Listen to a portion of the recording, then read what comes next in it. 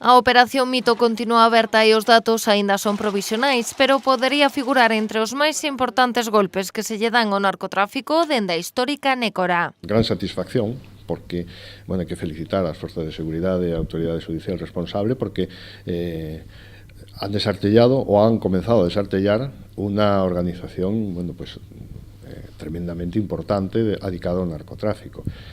Este operativo evidencia unha das bellas cuestións que sempre están sobre a mesa, non?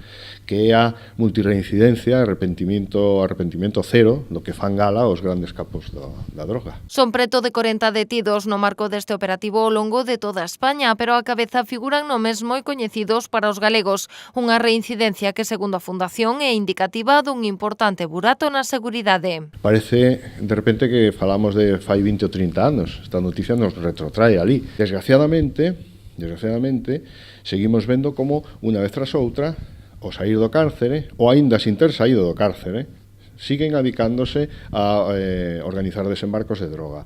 Isto é un problema grave que temos, é un burato grave de seguridade moi importante e que temos que resolver, porque isto compromete a seguridade de todos. Por iso volven reclamar man dura contra o narcotráfico. Segundo Fernando Alonso, repensar as penas e conseguir o seu cumprimento efectivo son claves para avanzar nesta loita. Non sirve de nada condenar a un persoaxe deste xénero a 20 anos se logo cumpre 7.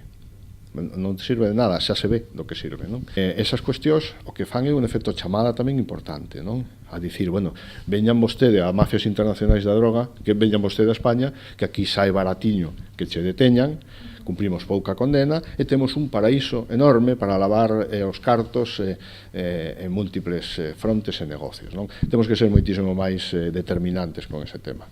Para evitar este efecto chamada, para a Fundación é moi importante intervir directamente os patrimonios dos condenados para que revirtan en beneficio da sociedade. Tamén non baixar a garda e manter e reforzar os efectivos que se esforzan nesta loita. O principal problema que temos en Galicia é en crimen organizado.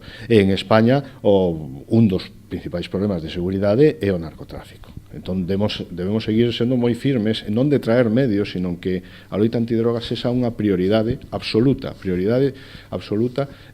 das nosas administracións, dos nosos gobernos, equiparable ao tema de terrorismo, etc.